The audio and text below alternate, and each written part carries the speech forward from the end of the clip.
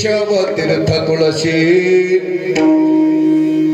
आणि कनिनोबा साधन आमचा विषय हरि कीर्तन संत संगे निरंतर प्रेमधन हे भांडार आणि कनिनोबा साधन आमचा विषय हरि कीर्तन इनवी विष्णुदास नारा आईशी आमची परंपरा अनेक नेने बा साधन आमचा विषय हरि कीर्तना विठ्ठला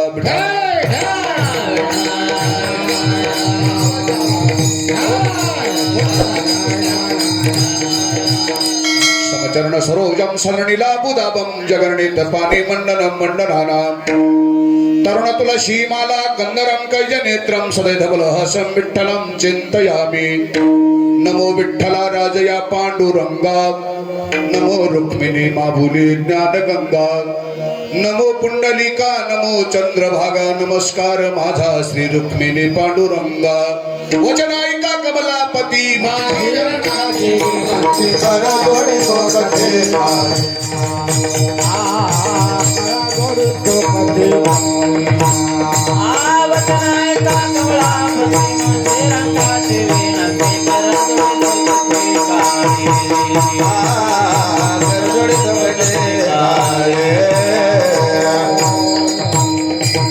महायोग्य साधू प्रतिष्ठा निवासी स्मरा एकनाथा पदी मुक्त राशी जयाचे ग्रही कृष्णजी कार्य करता नमस्कार माझा सद्गुरु एकनाथा शरण शरणजी हनुमंता तुझ आलो रामदूता काय भक्तीच्या त्या बाटा मज दाबा व्यासबटा नमो सद्गुरु तुकया ज्ञानदीपा नमो सद्गुरु सचिदानंद रूपा नमो सद्गुरु भक्त कल्याण मूर्ती नमो सद्गुरु भास्करा पूर्ण कीर्ती कैलाशीचा देव भोळा चक्रवर्ती कैलाशीचा देव भोळा चक्रवर्ती पार्वतीचा पती योगी राज पार्वतीचा पती व्रत एकादशी देव केशव तीर्थ तुळशी आणि कनिनोबा साधन आमचा विषय हरि कीर्तन प्रस्तुत प्राप्त स्थळी प्राप्त प्रसंगी कीर्तन रूपी सेवेसाठी निवडलेला अभंग वैकुंठ नाम पंढरी या क्षेत्रात रहिवासी असणारे भगवान परमात्म्याचे सखे भगवान परमात्म्याचे लाडके भगवत भक्त श्री संत नामदेव महाराज यांच्या गाथ्यातील नामदेवरायचे ज्येष्ठ चिरंजीव संत नारा महाराज यांच्या मुखातील साधकाच्या जीवनातील नेमावली प्रतिपादन करणारा साधकाच्या जीवनातील व्रताचं महत्व सांगणारा देवाचं महत्व सांगणारा तीर्थाचं महत्व सांगणारा नवे नवे हरिकथेचं महत्व सांगणारा साधकाच्या जीवनातील आचारसंहिता मांडणारा असा 4 कडव्याचा अभंग चिंतनासाठी निवडलेला आहे विठ्ठला विठ्ठला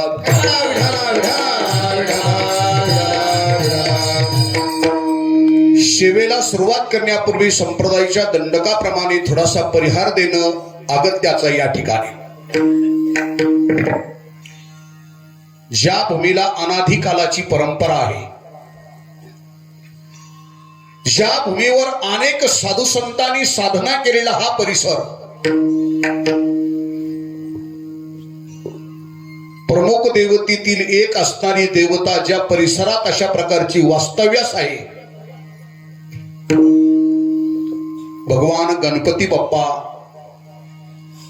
ज्या साधूने असणाऱ्या ज्या साधूच्या तपासाठी गणपती बाप्पा या परिसरात आले ते महासंत कवी संत त्यांचं नाव विश्राम बाबा भगवान गोरक्षनाथाच्या असणाऱ्या पदस्पर्शाने परिसर पावन झालेला आहे अनेक साधू संतांच्या कृपा आशीर्वादाने तीर्थक्षेत्र श्री क्षेत्र भालगाव या पवित्र स्थळामध्ये अनेक साधू संतांच्या कृपा आशीर्वादाने समस्त ग्रामस्थ मंडळीच्या संयुक्त विद्यमाने आदरणीय हरिभक्त परायण परमपूजनीय गुरुवर्य आमचे पितृतुल्य असणारे हरिभक्त परायण वसंतजी अण्णा नगरकर अण्णा यांच्या मार्गदर्शनाने हरिभक्त परायण परमपूजनीय नवनाथ महाराज यांचा असणाऱ्या मुखातून शिवपुराण आपण या ठिकाणी श्रवण करतो. कीर्तन महोत्सव चालू आहे. कार्यक्रमाला लाभलेलं सर्व गुरुजनांचं सौंदर्य आदरणीय मृदंग वादक महाराज त्यांचे बालू महाराज, परिसरातून आलेली सर्वच गुणवान भजनी मंडळ, पेटी मास्तर, गोड साऊंड सिस्टीम सर्वांना ज्ञानोबरायच्या स्वरूपात पाहून दंडवत करतो. श्रोते मायबापांना अभिवादन करतो आणि थोडक्यात चिंतनाकडे वळण्याचा प्रयत्न करतो. विठाला विठाला.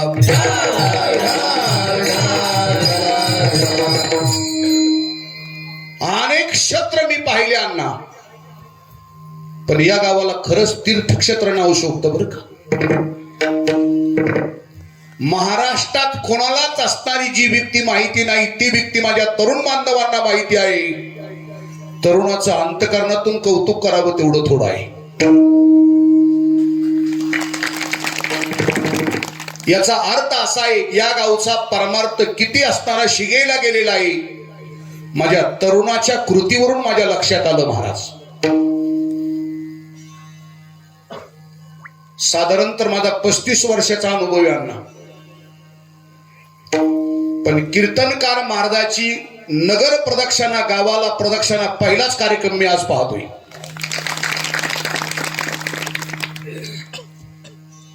माझे किती कमी वयाचे तरुण असतील महाराज, पण या कृतीकडे जर लक्ष केलं तर काही विशिष्ट प्रकारची साधना आहे. जसं नामदेव महाराजांनी म्हणावं, नामा म्हणे प्रदक्षिणा त्याच्या पुण्यालाही गणना. गावाला प्रदक्षिणा, नगराला प्रदक्षिणा, देवपूजा झाल्याच्या नंतर अंगाभोवती केलेली जी प्रदक्षिणा याची पुण्याची गणना करता येत नाही मंडळी. आणि माझे तरुण प्रत्येक येणारे असणाऱ्या वक्त्याला महाराजांना ग्राम प्रदक्षिणा घडवतात. त्यांनाही पुण्य फार मोठं आहे ना, आम्हाला सुद्धा त्यांनी आमच्याकडून सुद्धा पुण्य करून घेतलं महाराज. वाट दावी त्याच्या पुण्यानाही पार. मला थोडस प्रदक्षिणा निघताना थोडं वाईट वाटलं. म्हटलं इकडे विठोबा रखमाई चालू आहे, हे मुलं असं कम तारा करू लागलेत, आमच्या भाषातला शब्द बरं का. पण पुढे आल्याच्या नंतर त्यांची भावना मला कळाली, लक्षात आली महाराज. प्रदक्षिणेमध्ये जी ताकद आहे, प्रदक्षिणेमध्ये जी शक्ती आहे महाराज. महाराज बोलतात, एक नामधारक एका वारकऱ्याला घेऊन प्रदक्षिणा केल्याच्या नंतर काय फल प्राप्त होतं. नामाच्या चिंतने 12 वाटा पळती विघ्ने. एक नामधारकाला, वारकऱ्याला घेऊन आपल्या गावाला प्रदक्षिणा केल्याच्या नंतर वर्षभराच्या कालखंडात असणारे, परिसरावर गावावर जे येणारे असणारे संकट असतात, हे संकट टाळण्याची शक्ती प्रदक्षिणेमध्ये आहे मंडळी. आणि ते माझे तरुण बांधव प्रदक्षिणा करतात. फक्त तरुणाला एक विनंती आहे माझी बरं का, ओऱ्यापासून ही प्रदक्षिणा करत असताना आरडाओरडा कमी करायचा, पण प्रत्येक व्यक्तीना रामकृष्ण हरी म्हणायचं, रामकृष्ण हरी, रामकृष्ण हरी, किंवा विठ्ठल विठ्ठल म्हणायचं, नाही तर ओम नमः शिवाय म्हणायचं. तेवढी प्रदक्षिणा पूर्ण होऊस तर अजून काही विशिष्ट पद्धतीचे बदल आपल्या जीवनात प्राप्त होतील. महाराजांचं स्वागत कसं करावं, तीर्थक्षेत्र भालगाव कोण शिकावं. काय माझे शिमुकले बालक पाहिल्याच्या नंतर खऱ्या अर्थाने अंतकरण दाटून आलं महाराज. वास्तविक आपण एवढ्या योग्यतेचे नाहीत, पण देव स्वरूप असणारे हे बालक आपल्या स्वागतासाठी उभे आहेत. खऱ्या अर्थाने तुम्हाला वेगळं कमवण्याची काहीच गरज नाही महाराज. तुम्हाला जे लागत होतं तुम्ही ते कमवून ठेवलं, माझ्या अंतकरणातला भाव आहे. कारण सगळ्यात मोठी असणारी समाजातली श्रीमंती कोणती असेल, सगळ्यात मोठी असणारं आईचं बापाचं कर्तव्य जर काय असेल तर प्रत्येक बापानी मुलासाठी जोडी करावी, प्रत्येक आईने असणारी मुलासाठी जोडी करावी. पण ती पहिली जोडी जर कशाची करावी तर त्याचं नाव आहे संस्कार. आणि नंतर प्रत्येक आई वडिलांनी मुलासाठी असणारी जोडी करावी ती संपत्ती. कदाचित तुम्हाला संपत्ती कमी कमावता येईल मायबापांना, पण निश्चित जे अपेक्षित होतं ती संस्काराची संपत्ती आपण फार मोठी असणारी कमावली. मी अंतःकरणातून आपलं स्वागत करतो, आपल्याला नमस्कार करतो. कारण असताना परमार्थ करण्याचा हेतू, साधना करण्याचा हेतू, वारी करण्याचा हेतू, दान धर्म करण्याचा हेतू जर काय असेल, कोणाला जर विचारलं कशासाठी करायचं पेटी मास्तर हे, तुम्ही म्हणतात मी आता सापडो का तुला एवढ्या राड्या, हे कशासाठी करायचं याचं एकमेव उत्तर शांती ब्रह्मनाथ बाबांनी असताना हरिपाठात सूचित केलंय. आज्ञानी लावावे सन्मार्गाशी विठाला विठाला. असो आपल्या सर्वांना मी अंतःकरणातून नमस्कार करतो. कार्यक्रम मोठे असणाऱ्या परभणीच्या निमित्ताने चालू आहे आणि या कार्यक्रमात 2 परवान्या साधतात अण्णा. तशा वारकरी संप्रदायात वैष्णवाच्या जीवनामध्ये 29 परवान्या महत्वाच्या सांगितल्यात. किती? 29. तर 29 कशा कशा आहेत ते सांगतो. 24 एकादशी, 12 शुद्ध वाऱ्या आणि 12 वद्य वाऱ्या. वद्यन शुद्ध कळत नसेल तर 12 मोठ्या वाऱ्या आणि 12 लहान वाऱ्या. कारण शुद्धला मोठी एकादशी म्हणतात आणि आजची जी एकादशी हिला धाकटी म्हणतात. काही माणसं म्हणतात महाराज मी शुद्ध वारी पूर्ण करतो, एकादशी पूर्ण करतो, पण लहान एकादशी लंगडी धरतो. लंगडी कळते तुम्हाला? दिवसभर असताना उपवासी राहायचं, सूर्यास्त झाल्याच्या नंतर जेवण करायचं, पहिले माणसं म्हणायचे. असं जाऊ द्या, लहानी आणि मोठी याच्यात काही नाही, फक्त फरक एवढाच आहे. 12 वाऱ्या ह्या भगवंताच्या आहेत आणि 12 वाऱ्या साधू संतांच्या असतात. शुद्ध वारी भगवंताची असते आणि वद्यवारी असणारी संतांची असते. आपण छत्रपती संभाजीनगरच्या असणाऱ्या या पवित्र भूमीमध्ये, या जिल्ह्यात असणारे आपण उपस्थित आहात. नाथ महाराजांचं असणारं जन्मस्थान छत्रपती संभाजीनगर जिल्ह्यातलं आहे. मग तुम्ही म्हणाल महाराज वद्यवारी जर संताची आहे तर पैठणची, पंढरपूर पैठणची असणारी वारी शुद्ध का? बरोबर आहे का नाही?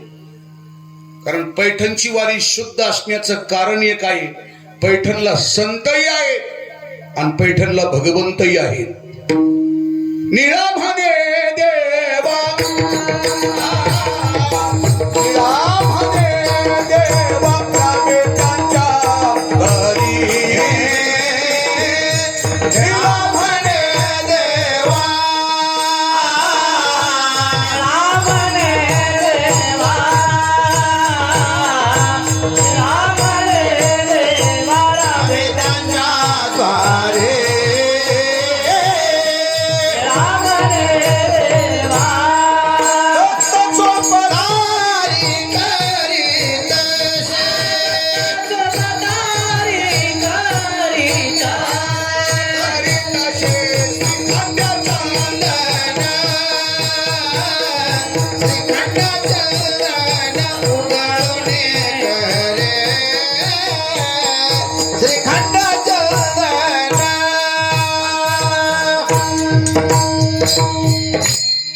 पैठणला संतही आहेत आणि पैठणला भगवंत आहेत. कशावरून? निळा म्हणे देव राबे त्यांच्या घरी, कावडीने पाणी ज्या घरी चक्रपाणी बाये, अनन्य भक्ती भावे निळा वंदी त्यांचे पाये, ओ बाळू आरती स्वामी करा.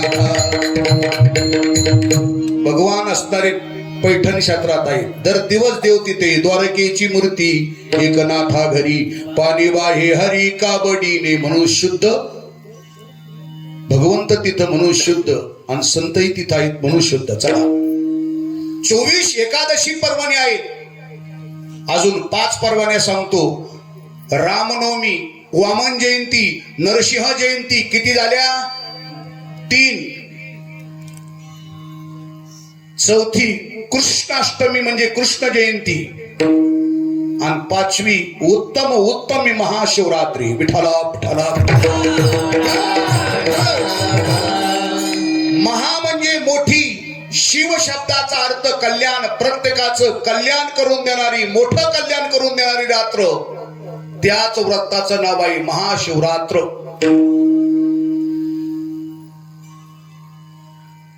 पर्वणी आहे महाराज, आणि पर्वणीमध्ये केलेलं जे सत्कर्म असतं, पर्वणीमध्ये केलेला जो दान धर्म असतो, पर्वणीमध्ये केलेला नामचिंतन असतं, पर्वणीमध्ये केलेली तीर्थयात्रा असती, ही मानवाला दुप्पट फल प्राप्त करून देत असते. विठ्ठला विठ्ठला.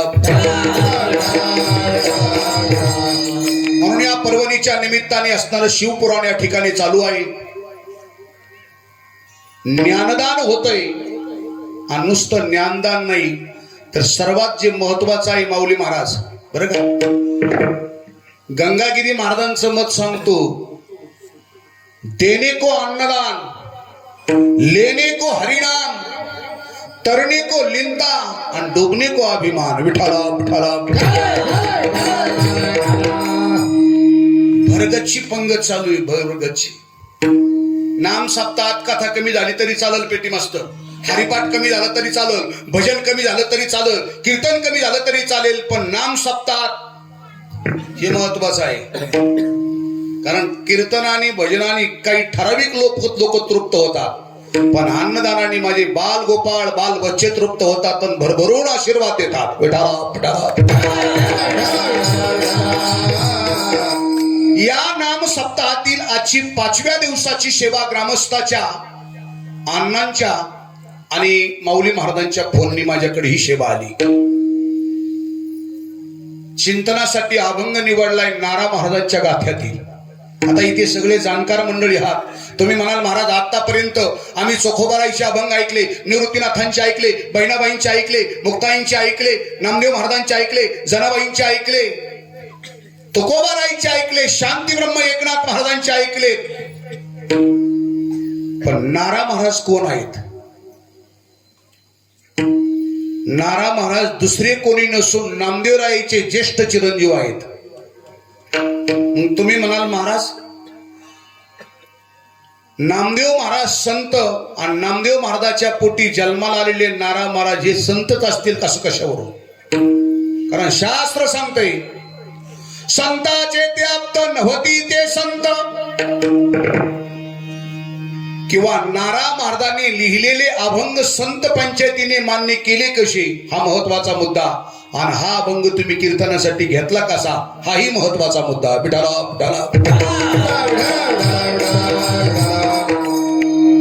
नामदेवरायच्या बाबतीत जर आपण चिंतन केलं तर हा अभंग असताना नारा महाराजांचं लिहिण्याचं कारण जर काय असेल तर त्याचं एकमेव कारण सांगतो महाराज, ऐका.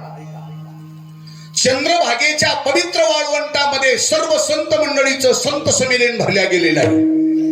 म्हणजे सर्व संत एकत्रित आले. ज्यावेळेस संत एकत्रित येतात किंवा ज्यावेळेस सज्जन माणसं एकत्रित येतात, सात्विक माणसं एकत्रित येतात, त्या पद्धतीनं संवाद सुद्धा तसाच घडत असतो.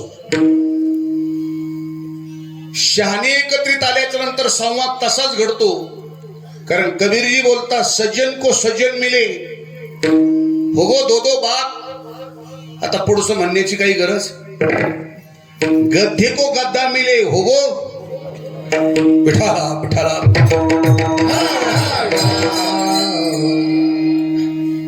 संत पंचायतीमध्ये विषय चालू होता. त्या संमेलनामध्ये नामदेव महाराजही चंद्रभागेच्या तीरावर फिरत आलेले आहेत. संत महंताच्या मुखातून असणारी चर्चा ऐकली.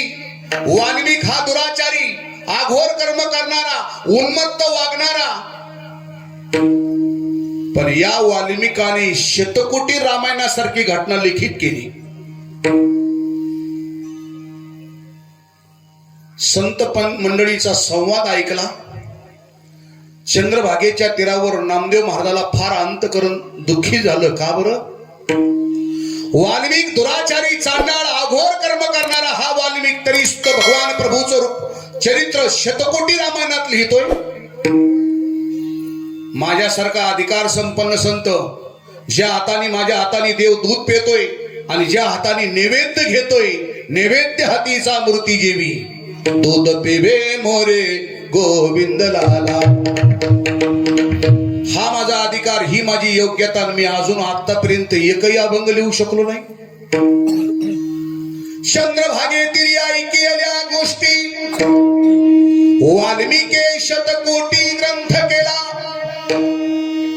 पश्चाताप केला आणि चंद्रभागेच्या तीरावर माझ्या नामदेव महाराजांनी संकल्प केला, देवा मी जर तुझा खरा भक्त असेल तर एक लक्षात घे, ऐक, आशेने मी तुझा खरा भक्त देवा, सिद्धीशी न्यावा पण माझा, पण काय शतकोटी तुझे करीना भंग.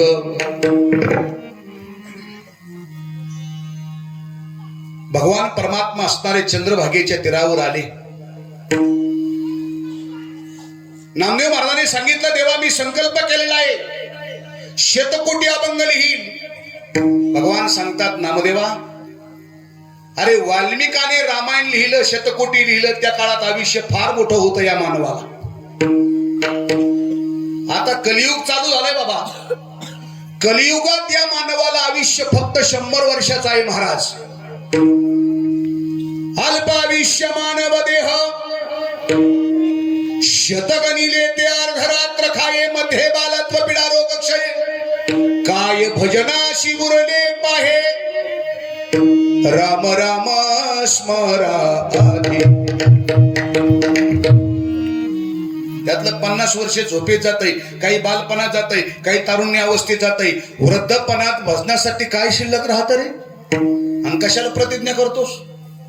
नामदेव महाराजांनी सांगितलं, देवा ऐक, आयुष्य किती हे फार महत्वाचं नाही. मला माहित आहे तुला रावाचा रंग करता येतो, रंगाचा राव करता येतो. मी केलेली प्रतिज्ञा जर खरी झाली नाही, पूर्ण झाली नाही, तर याचा परिणाम काय होईल देवा, मी माझी जीभ काढून तुझ्या समोर ठेवी. नामा म्हणे आता न होता संपूर्ण, जिव्हा उतरून तुझ पोढे. भगवान परमात्मा थरथर थरथर कापू लागले. का बरं? भगवंताचं ब्रीद आहे, मी केलेली प्रतिज्ञा खोटी झाली तरी चालेल, पण माझ्या वारकऱ्याने, माझ्या असणाऱ्या भगवत भक्तांनी, साधकांनी केलेल्या प्रतिज्ञेत माझा भगवान कधीच बाधा येऊ देत नाही. मंडळी, भगवंतानी चटकन सरस्वती मातेला असणारं बोलून घेतलं. सरस्वती माता आल्यात. महाराज वर्णन करतात, सारजेशी सांगे भीमा तिरी हरी, पैस जिभेवरी नामयाच्या. नामदेव महाराज सहज शब्द बोलू लागले, त्याचं रूपांतर अभंगामध्ये होऊ लागलं. पण काम पूर्ण होण्यासाठी फार असणारा धावपळ करावी लागते. नामदेवरायच्या कुटुंबात एकूण असणारे 14 लोक होते बरं का, त्यांच्या कुटुंबातले. आणि गंगाखेडच्या पवित्र स्थळात जन्माला आलेल्या जनाबाई महाराज ह्या 15व्या आहेत दाशी जणी म्हणून. कारण महाराजांचे शब्द आहेत, नामदेवाचे घरी 14 जण स्मरती हरी. सगळे घरातले लोक एकत्रित आले. जसं कापूस याचायचा म्हटलं आणि एखाद्या शेतातला अपूर्ण राहिला तर घरातले सगळे माणसं एकत्रित येतात आणि ते काम पूर्ण करतात. नामदेवरायच्या कुटुंबातले सगळे माणसं एकत्रित आले आणि नामदेवरायला अभंग लिहिण्यास असणारे मदत करू लागले. त्यापैकी एक असणारे नारा महाराज आहेत. अभंग नारा महाराजांचा आहे, पण संकल्प प्रतिज्ञा ही नामदेव महाराजांची आहे. म्हणून हा अभंग संत पंचायतीला मान्य आहे. विठाला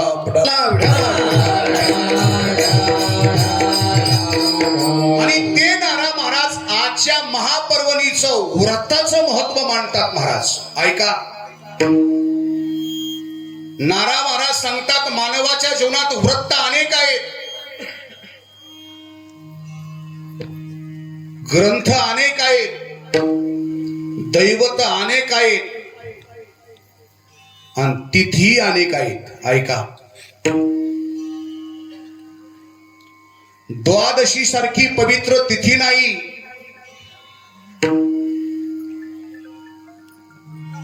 गीतेसारखा, भागवतासारखा या जगाच्या पाठीवर दुसरा ग्रंथ नाही. माता पित्यासारखं परम श्रेष्ठ दैवत नाही आणि एकादशी सारखा असणारा पूजनीय सर्वात महत्वाचा सर्व व्रताचा राजा असणारा व्रत एकादशी सारखा व्रत नाही. विठ्ठला विठ्ठला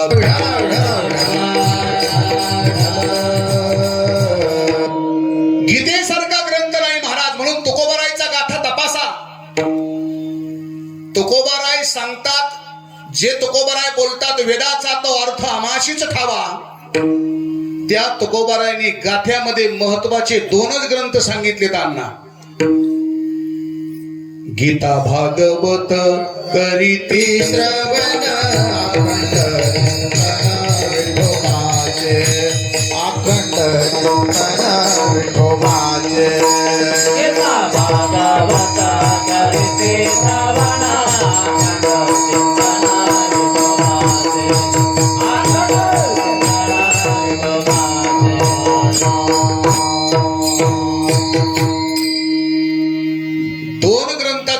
केले बालू महाराज. गीता आणि दुसरा ग्रंथ सांगितलाय भागवत. पण पुन्हा ऐका, आपण सगळे श्रवण करणारे माणसं आहात. या दोन्ही ग्रंथाला श्रीमत शब्दाचा प्रयोग होतोय बरं का. गीतेच्या बाबतीत सुद्धा गीतेचं नाव आहे श्रीमद भगवत गीता. आणि भागवताच्या बाबतीत जर आपण पाहिलं तर श्रीमद भागवत कथा. श्रीमत शब्द महत्वाचा आहे. श्रीमत शब्दाचा अर्थ आहे भगवंताच्या मुखातून निघालेले ग्रंथ दोन्ही आहेत. त्याचं नाव गीता आणि भागवत. सोमुखे आपण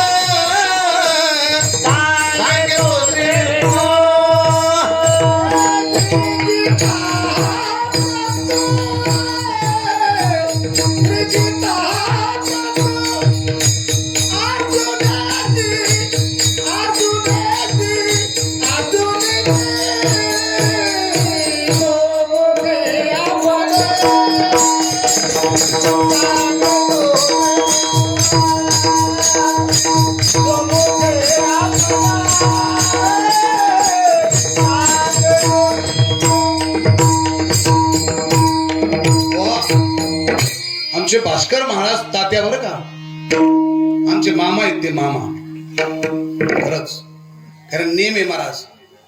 लग्न जमायचं म्हटलं का पहिला मामा सोबत लागतो. आणि जमीन घ्यायची म्हटलं की चतुर्शीमा सोबत लागतो. कारण चतुर्शीमेशिवाय असणारी खरेदी करू नये आणि मामाशिवाय लग्न जमू नये. हे आमचे मामा आहेत. तसे आमची परमार्थिक नात्याचं सोडा विषय तुम्ही, पण आमची परमार्थिक वारसा जर आपण पाहिला तर अण्णा एक असणारा महत्वाचा मुद्दा बोलतो. यांनी आमच्या 3 पिढ्यासोबत परमार्थ केलाय. यांनी आमच्या वडिलांसोबत भारुडं केले. यांनी माझ्यासोबत अख्खा महाराष्ट्र पिंजून काढलाय. आणि आता माझ्या मुलासोबत सुद्धा कीर्तनाला हजरच असते, भागवत कथेला कीर्तनाला. म्हणजे आमच्या 3 पिढ्याला पिंडाला खेळले. 3 पिढ्या असू द्या. तुम्ही आम्ही खेळी मेळी गदारोळी आनंदे. महाराजांनी प्रमाण सांगितलं तात्यांनी. सोमुखे आपण सांगे तो श्री विष्णू श्री गीता हा प्रश्न अर्जुनेशी. अर्जुनाने विचारलेल्या प्रश्नाचं उत्तर म्हणजे श्रीमद भगवत गीता. गीतेला योगशास्त्र म्हणतात बाळासाहेब महाराज. अध्यायाच्या सांगतेला प्रत्येक अध्यायाची ओळ असते. श्रीमद भगवत गीता, श्रीकृष्ण अर्जुन संवादे, योग शास्त्रे. जो योग असेल तो कर्मयोग असेल, उपासना योग असेल, विभूती योग असेल, संन्यास योग असेल, पुरुषोत्तम योग असेल, भक्ती योग असेल, योगशास्त्र. गीता ऐकण्यासाठी सुद्धा माणसं योग्य लागतात. मृदंगवादक महाराज अयोग्य माणसांनी गीता वाचली काय आणि पाठ जरी केली तर उपयोग काही होत नाही. ऐका, ज्ञानोबारायांनी फार गोड वर्णन केले. तो आंधळा धृतराष्ट्र सिंहासनावर बसलेला आहे, संजय खुर्ची टाकून बसला आहे आणि तो संजय आंधळ्या धृतराष्ट्राला गीतेचं तत्वज्ञान मांडतोय. महाराज, पण तत्वज्ञान ऐकता ऐकता धृतराष्ट्राला डोळा लागला, झोपलं. तेव्हापासून परंपरा आहे बरं का. कीर्तनात, प्रवचनात, रामकथेत, भागवतात लय लवकर डोळे लागत आहेत बऱ्याच माणसं. कीर्तनातला घरचा एवढाच फरक आहे बरं का. घरी अगोदर आथरून टाकावं लागतं आणि आथरुणावर अंग टाकल्याच्या नंतर डोळा लागतो. कीर्तनात उलट आहे, अगोदर डोळा लागतो नंतर अंग टाकीतो कोणाच तरी अंगावर. धृतराष्ट्र झोपलं, पण संजयाच्या लक्षात आलं याच्यासाठी वक्ता चतुर असावं बरं का. म्हणून महाराजाचं सुद्धा लक्ष असं, कोणत्या कोपऱ्यात माणूस झोपलाय आम्हाला ताबडतोब कळतो लगेच. एकदा मला तुम्हाला काय घेणं आहे, हा बुका लावायचा, नारळ घ्यायचं आणि जायचं. कोणी झोपू नये तर हातपाय लांबू, तुम्हाला काय घेणं आहे. झोपणाऱ्या माणसाकडे लक्ष ठेवण्याचं कारण असं आहे आमचं बरं का. कीर्तन संपल्याच्या नंतर महाराजाचे माप घेणारे कोण असतील तर झोपा घेणारी. कोणी आणला होता रे बाबा, काय झालं, नाही कीर्तन चांगलं केलं पण लय जाडजूड होतं, राहू दे. आता काय ऊसात बळीरामाला गळ्याला घालायचं होतं तुम्हाला, काय घेणं. म्हणून झोपणाऱ्या माणसाकडे लक्ष ठेवावं लागतं. चला, संजयाने आवाज दिला, राजा मी गीता शास्त्राचं तत्वज्ञान आपल्या समोर मांडतोय आणि तुम्ही ऐकता ऐकता झोपतात. संजयाने आवाज केला, धृतराष्ट्राने आवाज केला, संजया कोण म्हणतोय मी झोपलेलो आहे. तेव्हापासूनची परंपरा आहे बरं का. कीर्तनात झोपा घेणारे माणसं कधीच कबूल होणार नाही. माझ्या समोर एक म्हातारा डुकल्या का, तर मी म्हणलं बाबा सावध व्हा, ते मला तिकडून दुरकलं, तू चालून दे, मी डोळे लावून ऐकतोय.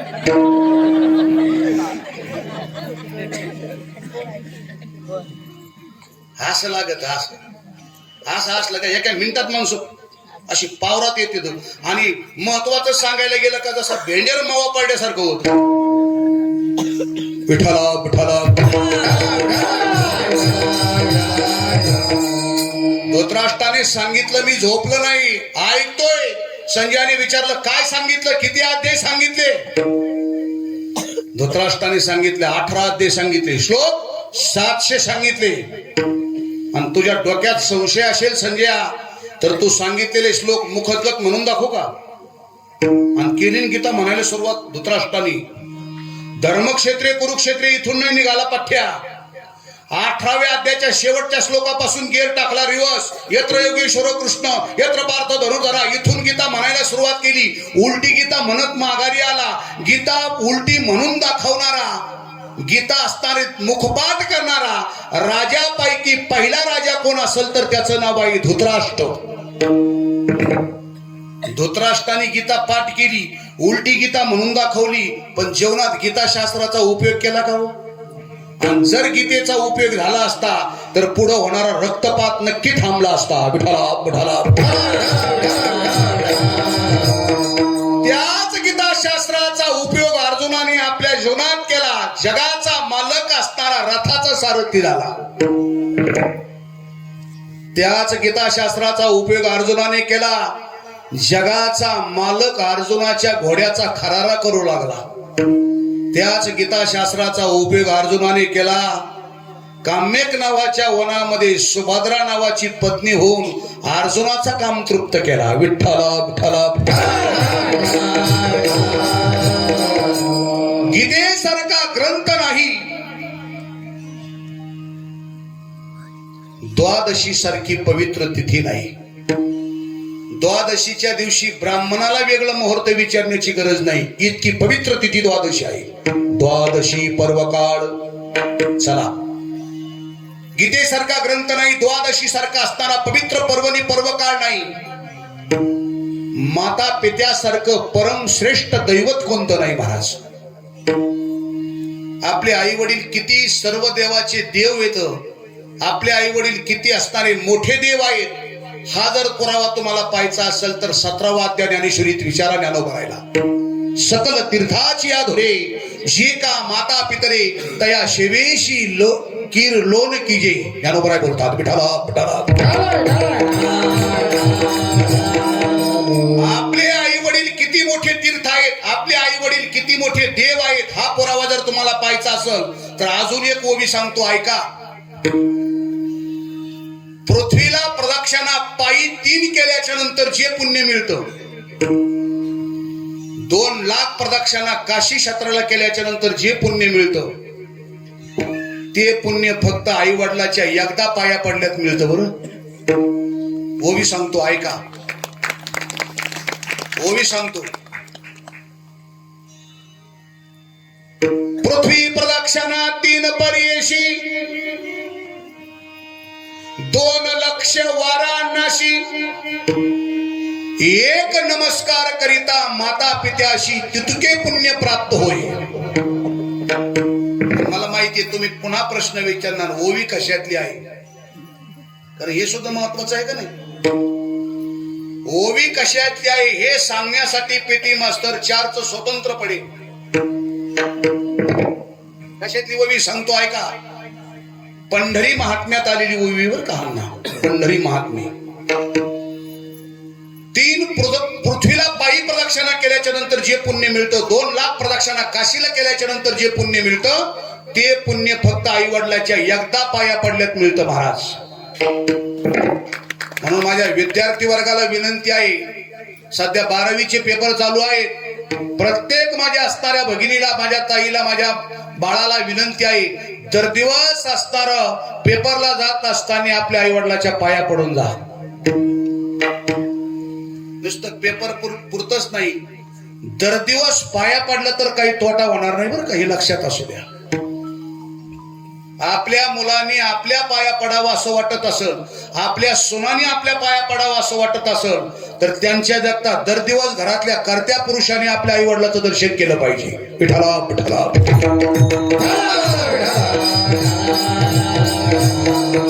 2 दिवसावर आता छत्रपती शिवाजी महाराजांची जयंती येते. छत्रपती शिवाजी महाराजांचं चरित्र जर आपण वाचलं तर असा एकही दिवस नव्हता की छत्रपती शिवाजी महाराजांनी जिजाऊ मासाहेबाला नमस्कार केल्याशिवाय घराच्या बाहेर पाऊल सुद्धा टाकला नाही. याचा परिणाम काय? आईच्या आशीर्वादाने प्रत्येक माणसाच्या जीवनात जे प्राप्त होत असतं त्याचं नाव आहे यश. बापाच्या आशीर्वादाने प्रत्येक माणसाच्या जीवनात मिळत असतं त्याचं नाव धन. भावाच्या कृपेने प्रत्येकाला मिळत असतं त्याचं नाव बळ. आणि बहिणीच्या आशीर्वादाने मिळत असतं त्याचं नाव प्रेम. विठाला विठाला. म्हणून प्रत्येक व्यक्तीला माझी विनंती आहे महाराज, मी एक पुरावा आपल्या मताने मांडत नाही, शास्त्राचं मत आपल्या समोर मांडतोय महाराज. नाथ महाराज वर्णन करतात, पितृकृपे धनवृद्धी, मातृसेवेनी कीर्तिवृद्धी, बंधू प्रेमे बलवृद्धी, भगिनी प्रेमे प्रेम वृद्धी. जे माणसं अंतकरणातून आपल्या बहिणीवर प्रेम करतात बरं का, जे माणसं आपल्या बहिणीवर अंतकरणातून प्रेम करतात, अख्खं जग त्यांच्यावर प्रेम करत असतं. माझ्या ज्ञानराज माऊलीने मुक्ताईवर प्रेम केलं महाराज. तुका म्हणे गाजे वैकुंठी सोहळा. माऊलीवर सगळं जग प्रेम करत आहे. पण प्रत्येक व्यक्तीला माझी हात जोडून विनंती, बरं लाईव्ह चालू आहे तरी बोलतो, प्रत्येक व्यक्तीला माझी विनंती आहे, अगोदर आपल्या रक्ताच्या नात्याचा विचार करा. जी तुमच्या पाठीवर जन्माला आली किंवा जिच्या पाठीवर तुम्ही जन्माला आला तिच्यासाठी प्रेमाची जागा अगोदर असू द्या. बहिणीचे प्रकार सध्या लय वाढले, गुरु बहीण, साखर बहीण, गुळ बहीण. मी म्हणतोय काही दिवसांनी लिंबाच्या पाल्याची बहीण निघून येईल.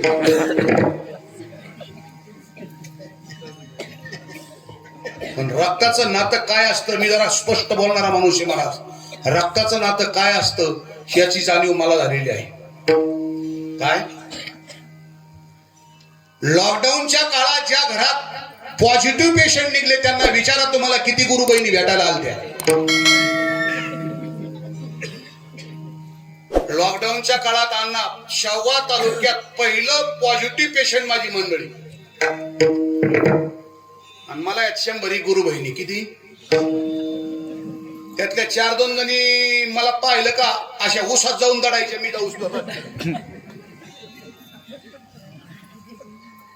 रक्ताच्या नात्याची एकच बहीण. ज्यावेळेस त्या बहिणीला कळालं महाराज संस्थांवर स्वयंपाक करायला सुद्धा कोणी नाही, धावत पळत आली. महाराज मी गेट लावलं, म्हणलं ताई आत येऊ नको ग. त्यावेळेस त्यानं सांगितलं मी 8-10 दिवस राहण्यासाठी इथं आले. रक्ताचं नातं काय आहे त्या दिवशी कळालं महाराज. याला ओरिजिनलपणा म्हणतात. विठ्ठला विठ्ठला. कुणी पत्रकार मंडळी असेल तर चटकन मुद्दा उचलू शकतात. म्हणाल महाराज वारकरी संप्रदायाची मंडळी तुम्ही आहात, जगातल्या सर्व असणाऱ्या माता तुम्हाला आई बहिणी समान आहात. नक्की आई आणि आमच्या बहिणी आहेत, पण माझा महत्वाचा मुद्दा लक्षात घ्या. जिचं तुमचं ओरिजिनल रक्ताचं नातं आहे तिच्यासाठी सन्मानाची जागा अगोदर असू द्या आणि नंतर जगातल्या सर्व स्त्रियांना तुम्ही आई बहीण माना, असं माझं प्रखट मत आहे महाराज.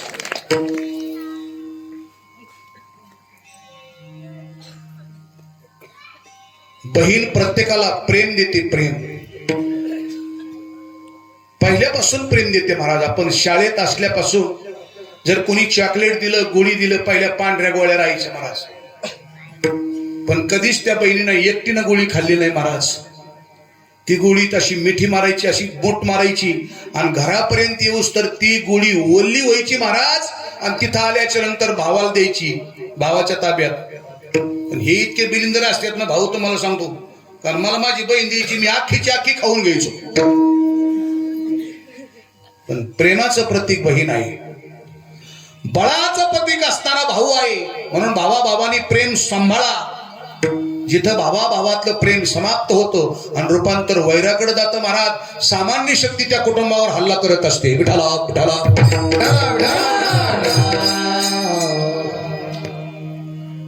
भाऊ बळ देतो, बहीण प्रेम देते. बाप प्रत्येक संसारिक माणसाला धन देतो आणि आई प्रत्येक असणाऱ्या व्यक्तीला जर काय देत असेल तर मान सन्मान देते, यश कीर्ती देते. मुद्दा संपला. म्हणून मातेसारखं पित्यासारखं दैवत नाही, गीतेसारखा ग्रंथ नाही, द्वादशी सारखी पवित्र तिथी नाही. नाना महाराजांना विचारलं महाराज तिथी कळाली द्वादशी, दैवत कळालं, माता पिता, ग्रंथ कळाला, गीता भागवत. पण सर्व व्रतातला श्रेष्ठ व्रत कोणता आहे? नाना महाराजांनी उत्तर अभंगाचं पहिलं चरण दिलंय.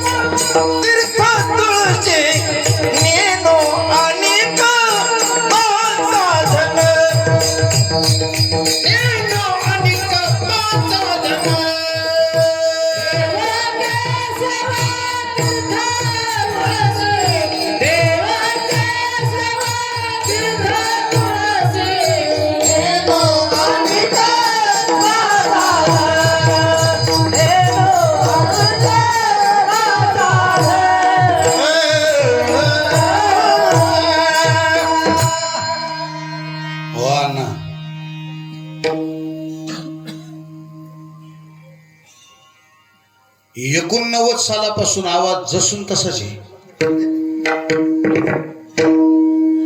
महाराज. माझ्या तुकोबरांनी जी घटना लिखित केली, केले उपकार सांगू मी काय.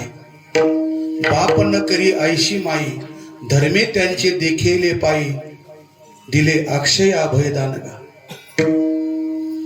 अण्णांनी मला एकट्यालाच नव्हे तर अनेक असणाऱ्या विद्यार्थ्यांना त्या काळात सांभाळलं महाराज. आणि नुसतं सांभाळलं नाही, आई वडिलासारखं पोटभर जेव घालायचे स्वतः स्वयंपाक करून. आणि खायला बेत सोपे नसत माऊली आम्हाला चक्कापुरी. आणि एक प्रसिद्ध भाजी आवडीची असायची अण्णाच्या कारलो. विठाला विठाला.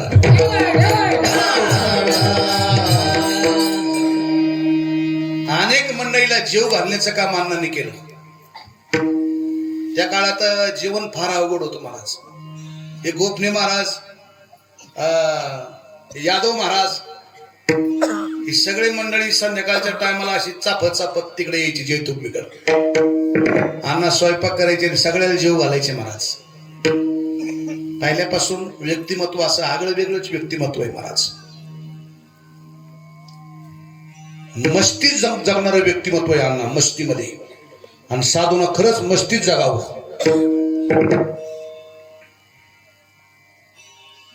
आवाज असणारा टिकून राहण्याचं कारण आहे महाराज. आवाज आंबट खाल्ल्याने जात नाही, तेलकट खाल्ल्याने जात नाही. आवाज जाण्याचं मूळ कारण जर काय असेल तर एक सांगतो ऐका. आवाज जाण्याचं कारण एकमेव जर कशात असेल तर दुसऱ्याची केलेली निंदा. निंदेने आवाज समाप्त होतो.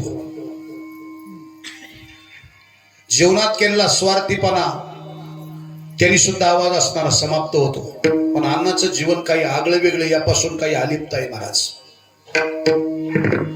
जसाची तसाच आवाज असणारा टिकून ठेवला. असे काही ठराविक लोक आहेत महाराज.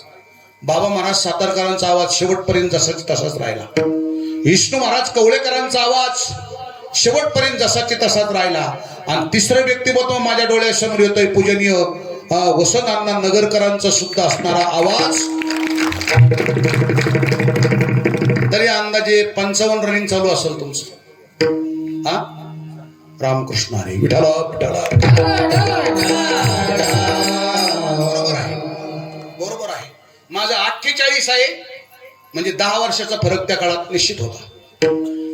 मी लहान होतो फार, त्यांना आठवतं ते सगळं महाराज. पण ज्यांनी उपकार केले त्या माणसाची, त्या व्यक्तीचा आवाज 25 वर्षानंतर मला ऐकायला मिळाला फोनवर. तिकडून नुसतं म्हटले हॅलो, नुसतं हसल्याबरोबर म्हणले कोण आहे, म्हणलं अण्णा बोलतात. इतके हसले महाराज मोकळ्या मनाने. खरंच असणारं काही आगळं वेगळं जीवन आहे. साधना आहे महाराज माझ्या सत्यवादाचे तप, वाचा केली भूतकल्प. अनेक जन्मीचे सुकृत, अनेक जन्मीचे सुकृत,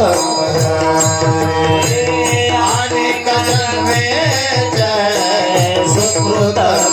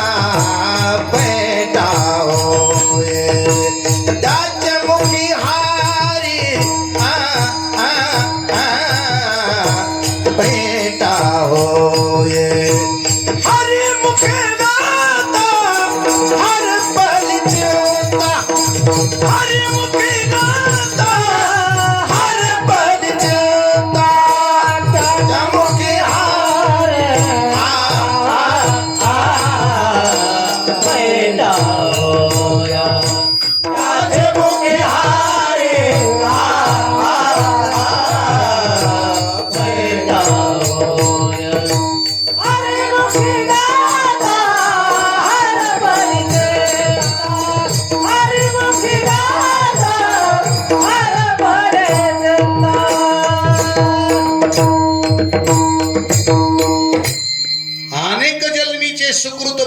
त्याचे मुख्य हरी पायठा होई. माणसं कोणालाही घाबरत नाहीत बरं का, लक्षात असू द्या. 2च लोकाला घाबरतात समाजात माणसं. 2 लोकाला. एक घाबरतात गुंडाला आणि दुसरं घाबरतात आचरणशील माणसाला, साधनेतल्या माणसाला. आम्ही कोणालाच घाबरणारे माणसं नाहीत. पण अण्णाचा आवाज ऐकला आमचे हात ऑटोमॅटिक झुकतात. तारीख घेताना मला फोनवर बोलत होतं, तुमचं काय आहे ते सांगा, तुमचं काय आहे ते सांगा, तुमचं काय. तुम्ही लहान आहेत ना, तुम्ही कशाला त्यांच्या समोर आम्हाला बोलायला येतं. काय महत्वाचा मुद्दा, सासूला नेहमी घाबरलं पाहिजे. काय सासूला घाबरलं पाहिजे आणि पारमार्थिक सत्तेत सासू असावी. विठाला विठाला. व्यवहारात सासू असल्याच्या नंतर सोनाला कधीच धोका नसतो. कोणत्या गोष्टीला सामोरं जाण्याचं काम सासू करीत असते. आणि परमार्थात सुद्धा सासू जर असली तर असणाऱ्या या साधक रूपी असणाऱ्या सोनाला धोका नसतो. कोणता प्रसंग येऊ द्या, तोफाच्या तोंडी गुरु असतात. म्हणून पूर्वीचे माणसं मुलगी देत असताना घरामध्ये सासू असावी असा हट्ट धरून मुलगी द्यायची.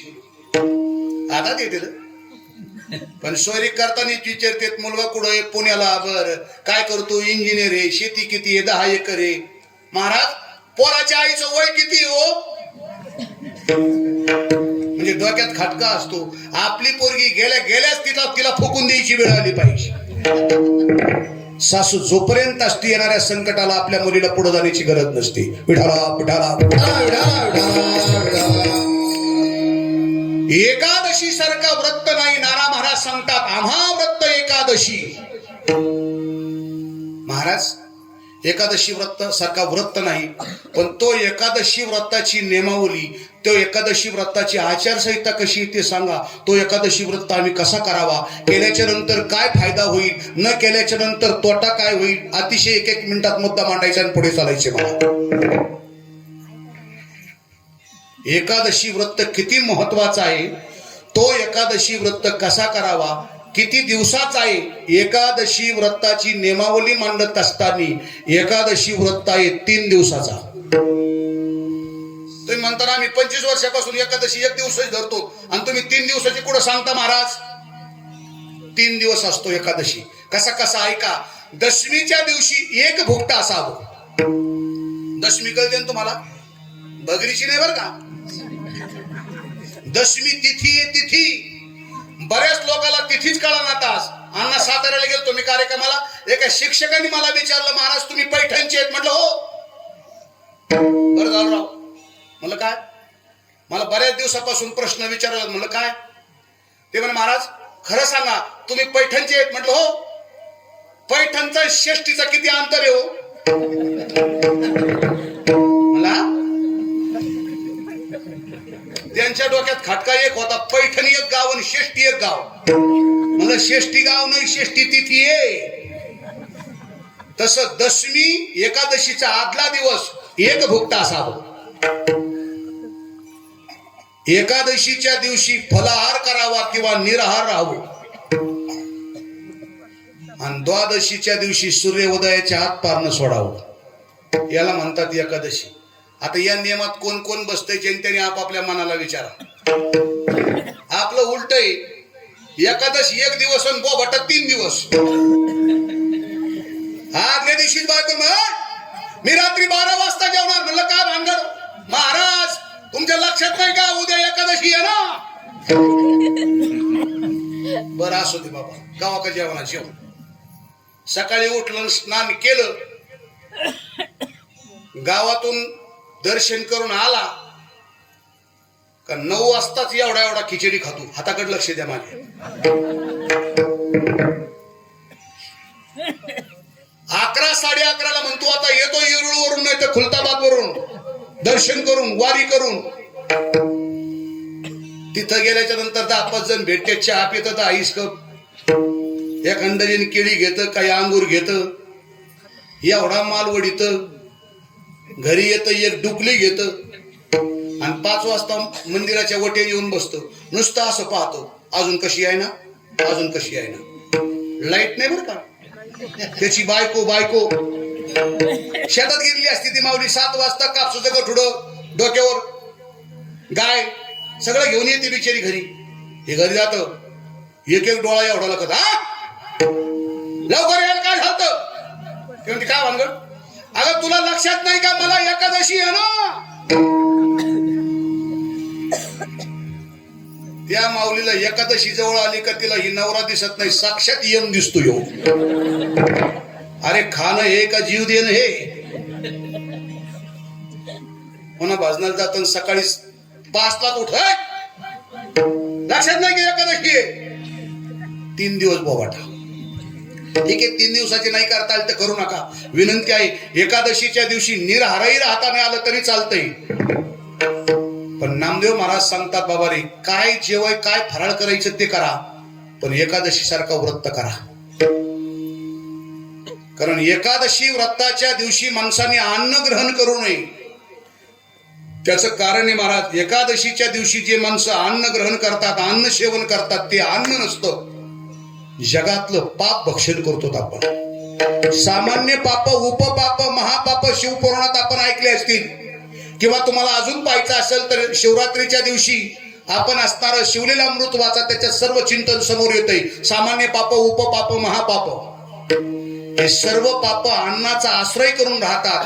आणि एकादशीच्या दिवशी जे माणसं अन्न भक्षण करतात ते अन्न नसून जगातलं पाप भक्षण करतात. म्हणून एकादशीच्या दिवशी अन्न भक्षण करायचं नाही. एकादशी दिनी जे नर करीती भोजन, नामदेव महाराज बोलतात, स्वान विष्टे समान आधम जनते एक. स्वान म्हणजे कुत्र, जाऊ द्या. एकादशी दिनी खाईल जो आता सुकरा होऊन येईल जन्मा. सुकरा होऊन येईल जन्मा. एकादशी दिनी खाईल जो आता सुकरा होऊन येईल जन्मा. सुकरा होऊन येईल जन्मा. एकादशीच्या दिवशी अन्न भक्षण करायचं नाही. नंबर 1.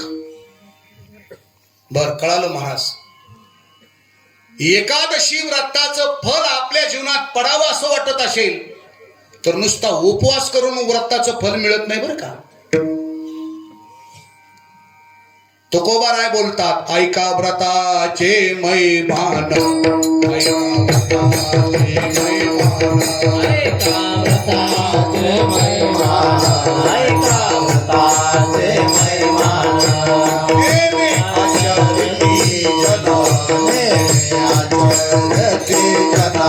देवे आचरते जना, देवे आचरते जना. गाती ऐकती हरि कीर्तन, गाती ऐकती हरि कीर्तन. गाते ऐकते हरि कीर्तन, गाते ऐकते हरि कीर्तन.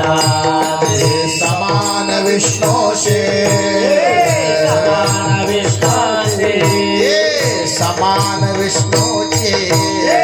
समान विष्णुचे. ऐका व्रताचे मैमान, ऐका व्रताचे मैमान, ऐका व्रताचे मैमान, ऐका व्रताचे मैमान, व्रताचे मैमान, ऐका व्रताचे मैमान, ऐका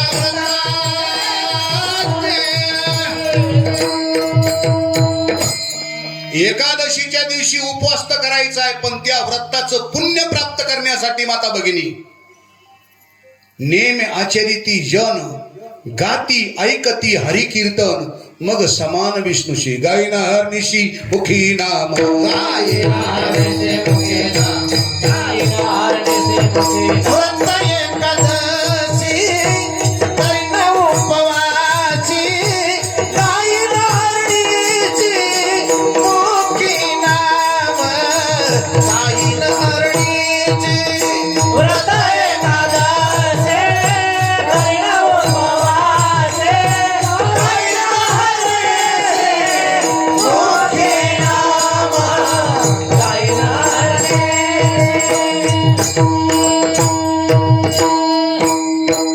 महाराज सांगतात, व्रत एकादशी करीन उपवासी, पण पुण्य प्राप्त होण्यासाठी गायीन हरनिशी मुखी नाम.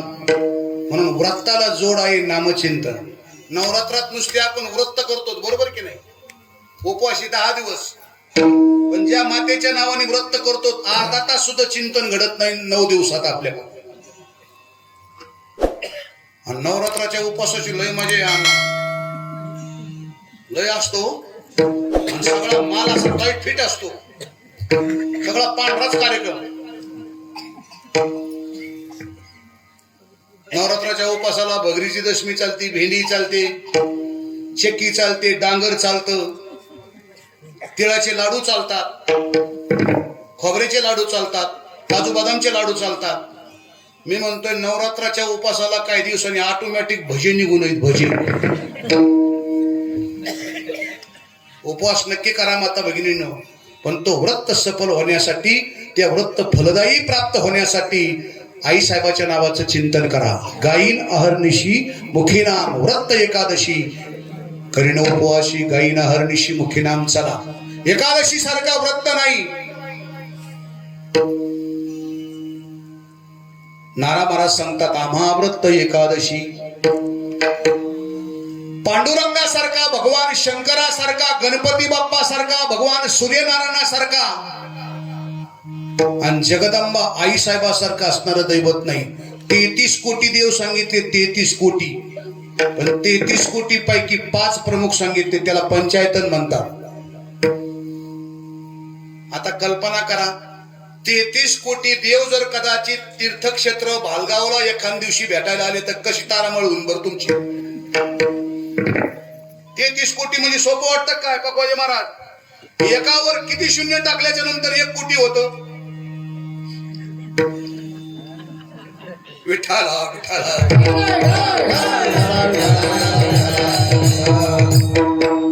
आमच्या नुसत्या कोटीच्या गप्पा, बँकेत कोटी धोतराला गाठी. 33 कोटी, अहो 25 लाख लोक पंढरपुरात येतात तर शासनाचे हात टेकतात महाराज. आणि 33 कोटी जर एखाद्या गावाला आले तर कसं होईल? हा कोटी शब्द घेत असताना संख्यावाचक घ्यायचा नाही बरं का. कोटी शब्द शिकवत असताना शाळेमध्ये गुरुजी आपल्याला प्रकारवाचक शिकवायचे. 11 रुद्र, 12 अश्विनी कुमार, असे संख्या सांगितली 33 कोटी. चला, प्रकारवाचक. त्यामधील असणारे 5 देव प्रमुख सांगितले. भगवान सूर्यनारायण प्रमुख, एक देवतेतली देव आहे. गणपती बाप्पा 5 देवतेपैकी एक देव प्रमुख आहे. भगवान भोलेनाथ 5 देवतलातला एक असताना प्रमुख आहे. आदिमाई शक्ती जगदंबा माता 5 देवतेतील प्रमुख देव आहे. आणि असणारे भगवान विष्णू म्हणजे पांडुरंग 5 देवतेतला एक देव प्रमुख सांगितलाय. म्हणून देव केशव. बाकीचे देव आहेत, काही केलेले आहेत, काही झालेले आहे. शिळा तांब्याचे बाहुले केले, पाट मांडून हरी बैसवी मंत्र पुष्पाने घातले, मना येईल ते नाव ठेविले. कैशया जनाशी लागले वेड, कैशया जनाशी लागले वेड. काही झालेले आहेत, काही केलेले आहेत, पण मला नारा महाराज सांगतात तैसा नव्हे पंढरीनाथ, जो या देवाचाही देव बळिया माझा पंढरीराव. काही देव झालेले केलेले आणि त्यातले त्यात सध्या अंगातलं यायला लागलेत बरं का. अंगात येते. त्या मंचर तालुक्यात आपण बऱ्याच दिवसाची सप्त्याला जायचो औषधी त्या परिसरात, आणि तिकडे 7 ते 9 कीर्तन लय दिवसाचे आहेत. 7 ते 9 कीर्तन झालं महाराज. आणि दुसऱ्या दिवशी काल्याचे कीर्तन असल्यामुळं, जागर काला माझ्याकडे असल्यामुळं मी कार्यकर्त्याला म्हटलं मी काय कुठं जात नाही, मला इथंच बास टाकून द्या झोपायला, तर आरामशीर हवेशीर झोपतो म्हटलं मी. 7 ते 9 कीर्तन झालं. कीर्तनाचं टायमिंग 7 ते 9 किंवा 9 ते 11 बस. मी अंग टाकल्याच मला झोप लागली. पण सप्त्याच्या मांडव शेजारीच असणारा जागरणाचा कार्यक्रम होता. अधीन मन गणाला मग त्या मल्हारी देवाला. इतका आवाज गोड महाराज वाघ्याचा, स्वराला कापीतच चलतो आवाज. आपले तरी कधी मध्ये स्वर सोडतील, पण वाघे कधी स्वर सोडित नाहीत बरं का. मी त्याचं कारण विचारलं, म्हणलं तुमचा आवाज असा चढताच राहतो, रात्रभर तुम्ही त्याच आवाजात बोलतात, याचं कारण? ते म्हणले महाराज आम्ही बिगर पाण्याची घेत असतो. बरं आहे का? आता याचा अर्थ आम्ही पाणी टाकून घेतो असा करू नका. विठाला विठाला. या वाघ्या त्याचा आवाज माझ्या कानावर गोड आवाज आला. त्याचा जो विषय असतो माणूस तिकडे ऑटोमॅटिक जात असतो, त्याला बोलायची गरज लागत नसती. आवाज ऐकल्याबरोबर माझी झोप उडाली. मी असताना बाजेवर उठून बसलो, पण उठून बसताना माझ्याकडून एक चूक झाली. शर्ट काढलेला असल्यामुळं मी असताना उठून बसताना फक्त आळस दिला, असं केलं मी. आता मी उजाडतच होतो आणि वाघे उजाडतच होते पलीकडून. कसं खंजिरीवालीने पाहिलं कानू ते बाकीच्या वाघ्याला म्हणलं चला तिकडं वारं आलंय. सुटले ना बाकीचे वाघे माझ्याकडं. मला असं वाटलं माझ्या दर्शनाला येतात का काय.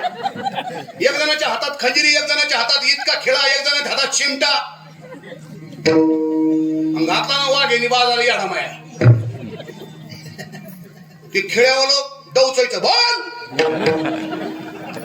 देव हे का लागी हे. वट्यावर इकडं तिकडं माणसं पाहिले, झोपलेले माणसं कोण उठत आहे महाराज. मी असं थरथर थरथर कापायचो. म्हणलं आता काही खरी गोष्ट नाही गड्या. ते चिमट्यावाला राहायचं बोल देव असला तर लवकर बोल. म्हणलं आता काही आपलं खरं नाही. मागून मी मनात विचार केला, म्हणलं आता येव वारण तेव वार. उठलो महाराज. मी उठल्याच्या नंतर चालतात चालतात दोन वाघे होरगडीले. खंजिरीवाला वाजायचं बोल देव असला तर लवकर बोलता हो. म्हणलं फक्त 2 मिनिटं थांब, तुला देव नाही तर लागेलच दाखवतो म्हणलं. सत्यातलाच एक कार्यकर्ता जवळ झोपले होते पलीकडून. त्यांच्या लक्षात आलं, ते उठले, धावत धावत गेले. वाघ्याला म्हणले खरे तुम्हाला काही कळतं का नाही, त्यांना कशाचं वार, ते पहिलंच वार आहे म्हणी.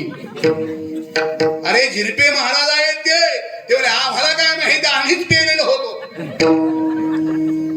देव अंगात आहे महाराज, प्रत्येकाच्या अंगात आहे. तैसा हृदयामध्ये मिरामू सर्वा घटीराम देहादेही एक. चला पांडुरंगासारखा देव नाही, देव केशव. आणि तीर्थामध्ये तीर्थ जर कोणता असेल तर तीर्थ तुळशी विठाला विठाला.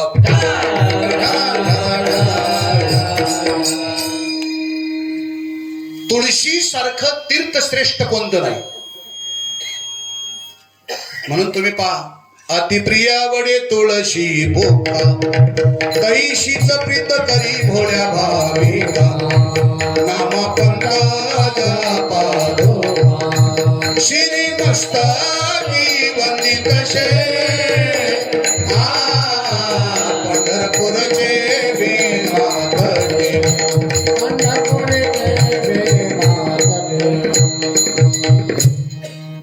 किती दागिने आहेत पांडुरंगाकडे. पांडुरंगाचे दागिने जर पाहायचे असले तर फक्त नवरात्रात जा. नवरात्रात नाही जाता आलं तर मागच्या असणाऱ्या पंधरवाड्यात एक असणारी पर्वणी होऊन गेली. त्या पर्वणीचं नाव आहे वसंत पंचमी. भगवान पांडुरंगाच्या आणि आईसाहेबाच्या लग्नाचा जो दिवस आहे ती तिथी वसंत पंचमी. वसंत पंचमीला जा आणि मग पांडुरंगाचे अलंकार पहा. तुझी घोंगडी चांगली आम्हा शिका दिली वाहुली. तुझी घोंगडी चांगली घोंगडी चांगली घोंगडी चांगली. असे काही अलंकार आहेत, असे काही हिरे आहेत, असे काही लाल आहेत. ते अलंकार घातल्याच्या नंतर पांडुरंगाच्या मंदिरातली अख्खी लाईट बंद करावी लागते, तर एवढा प्रकाश असतो महाराज. चला, म्हणून तुळशी सारखं परमश्रेष्ठ असणारं तीर्थ नाही.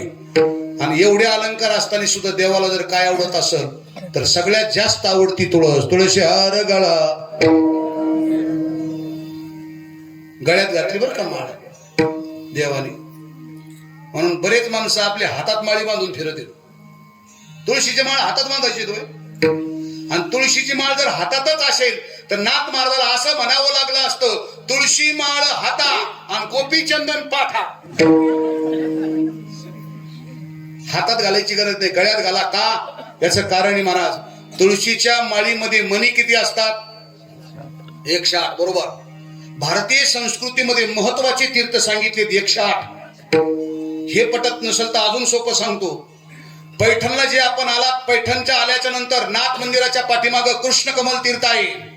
धन्य प्रतिष्ठान धन्य गोदा तट धन्य तेथील लोक रहिवाशी कृष्ण कमल तीर्थ चरण नाथाचे उद्धरी कलीचे महादोष.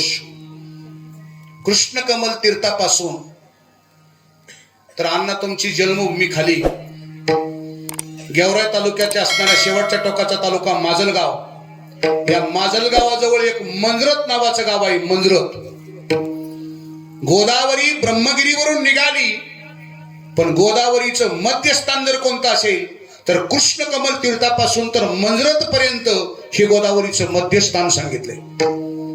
आणि किती तीर्थ सांगितले तेवढ्या परिसरात 108. कसे कसे आहेत पहा. कृष्ण कमल तीर्थापासून जिथं शेष्टी भरते वाळवंटात तिथे अनेक तीर्थ आहेत, म्हणून भगवंताचे पाय त्या परिसराला लागत ते दर दिवस. ना घाटाकडे गेल्याच्या नंतर तिथे अनेक तीर्थ आहेत, त्याला प्रतिष्ठान नगर म्हणतात बरं का पलीकडं. धन्य प्रतिष्ठान धन्य गोदातट. तिथून निघाल्याच्या नंतर ना घाटाच्या पुढे गेल्याच्या नंतर एक असा कॉर्नर घेते, वळसा घेते, दक्षिणमुखी होती गोदावरी, त्याला तेलवाडीचा परिसर म्हणतात. तिथून निघाल्याच्या नंतर खाली असणार माऊलीच्या आपेगावजवळ काही तीर्थ सांगितले. तिथून निघाल्याच्या नंतर पुढे गेल्याच्या नंतर तुम्ही माऊलीच्या आपेगाव पाहणारी मंडळी आज सर्वजण तिथे काही तीर्थाचा समावेश सांगितलाय. तिथून पुढे निघाल्याच्या नंतर पांचाळेश्वर महत्वाचं ठिकाण सांगितलंय. पांचाळेश्वर तिथेच अलीकडून काही विज्ञानेश्वर एक असणारं तीर्थक्षेत्र आहे, तिथे काही तीर्थाचा समावेश सांगितलाय. तिथून जिथं दत्तात्रयाची स्वारी दर दिवस दुपारी 12 वाजता येते ते पांचाळेश्वर. तिथून पुढे निघाल्याच्या नंतर पुन्हा दक्षिणमुखी वळसा घेते, पुढे जवळ नजीक क्षेत्र आहे, त्या क्षेत्राचं नाव आहे रक्षाभुवन. आज त्याचा अपभ्रंश झाला राक्षस भवन. चला तिथे काही तीर्थक्षेत्र आहेत. पुढे निघाल्याच्या नंतर साष्टी पिंपळगाव आहे, साष्टी पिंपळगावच्या परिसरात काही तीर्थ आहेत आणि शेवटचं असणारं केंद्रबिंदू तीर्थ सांगितलंय मंदिरात. विठ्ठला विठ्ठला. तुळशीच्या माळीमध्ये 108 मणी असतात आणि जे माणसं घरी जे आंघोळ करतात त्यांना 108 तीर्थाचं पुण्य मिळतं. म्हणून तुळशीची माळ गळ्यात असावी. देवाला किती आवडते. भागवत आपण सगळे ऐकणारे मंडळी आहात. भगवान श्रीकृष्ण परमात्म्याला 16,108 बायका. किती सगळ्याला कथा माहिती आहे. त्यामधील 8 प्रमुख सांगितल्या मुख्य, आणि 8 पैकी भगवान कृष्णाने एका असणाऱ्या पत्नी सोबत लग्न आपल्या जवळ केलं. पाचोड जवळ असणारं जामवंताचं जामखेड, जामखेडला लग्न केलं. कृष्ण परमात्म्याची सासरवाडी बरं का जामखेड.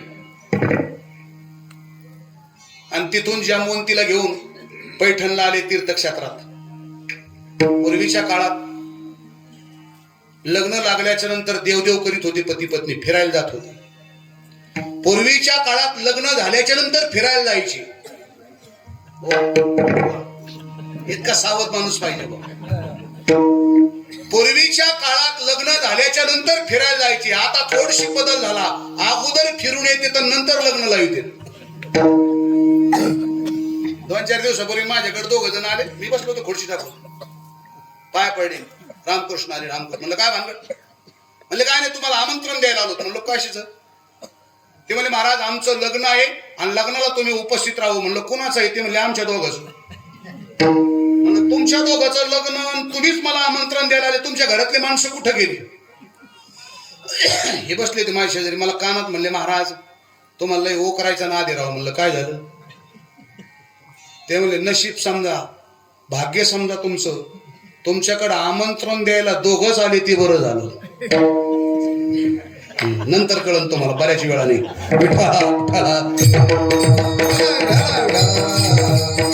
16,108 पत्न्यापैकी 8 पत्न्या मुख्य, 8 पैकी एक पत्नी तिचं नाव सत्यभामा. सकाळच्या प्रसंगात असणाऱ्या अंगणात बसलेल्या आहेत. सत्यभामा माता चिंता करतात. त्रैलोक्यामध्ये गमन करणारे महर्षी नारद फिरत फिरत आले. नारदाने प्रश्न केला, माते देवाची पत्नी आपण आहात, खाण्यासाठी कमी का, पिण्यासाठी का, लेण्यासाठी काय कमी आहे? चिंता कशाची करतात? सत्यभामेने सांगितलं, नारदा मला काहीच कमी नाही, पण चिंता एकच आहे. या जन्मात श्रीकृष्ण परमात्मा पती मिळालेत, पुढच्या जन्मात मला श्रीकृष्ण परमात्माच पती मिळावेत, म्हणून मी चिंता करते. नारदाने सांगितलं, सोपा आहे आई साहेब. पुढच्या जन्मात जर तुम्हाला कृष्ण परमात्माच पती मिळावे असं वाटत असेल तर या जन्मामध्ये तुम्हाला असणारं एक कार्य करावं लागल. कृष्ण भगवंताला दान करावं लागल. दान. कारण नियम आहे, आपण जे दान कराल त्या दानाचा मोबदला दुप्पट मिळत असतो. मी बोलून गेलो. नामदेव महाराजाचा अभंगाचा आहे, भूमिदाने होशी भूमी पाड. जमीन दान दिली चांगल्या कामासाठी, पुढच्या जन्मात राजा होतो.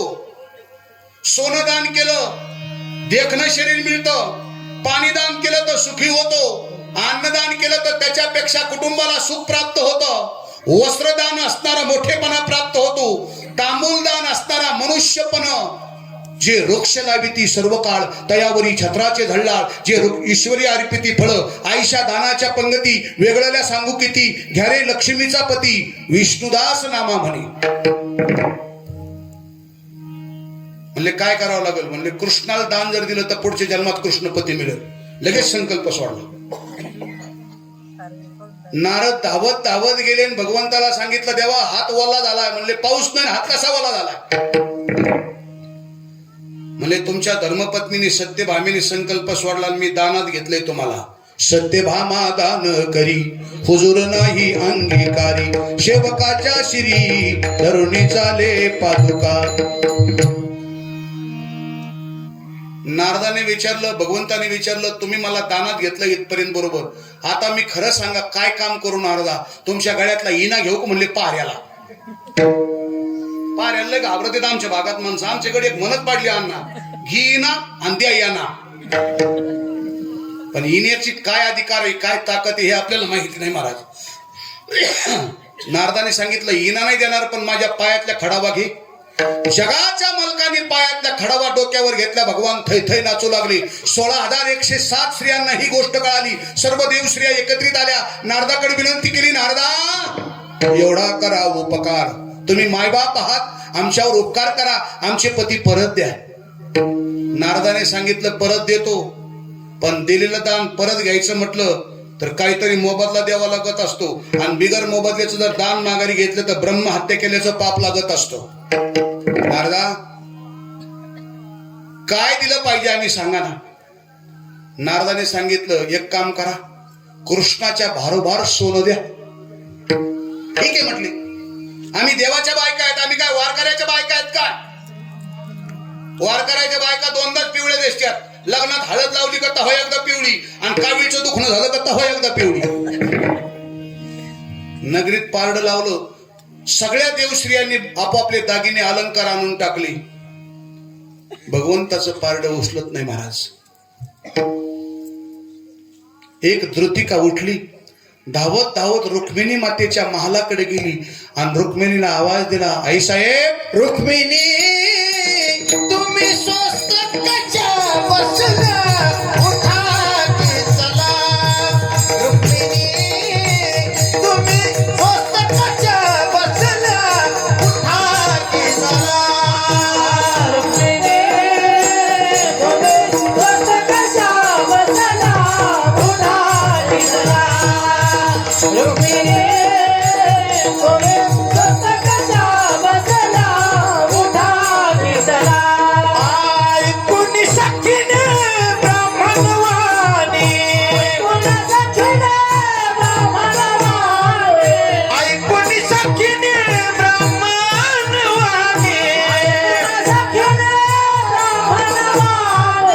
अर्पण केलं शारण पाणी, उठा की चला. रुक्मिणी तुम्ही मस्तकाच्या बसल्या, उठा की चला. रुक्मिणी तुम्ही स्वस्त कशा बसल्या, उठा की चला. रुक्मिणी तुम्ही स्वस्त कशा बसल्या, उठा की चला. आता टाळी द्या एकदा अन्नासाठी. रुक्मिणी तुम्ही स्वस्त कशा बसल्या, उठा की चला. ऐकून सखये ब्राह्मण वाणी, अर्पण केला शरंग पाणी. काय करावे काही कळेना, शरण मी जावे कोणा. सत्वर उठली मग रुक्मिणी, तुळशी पत्र हाती घेऊनी.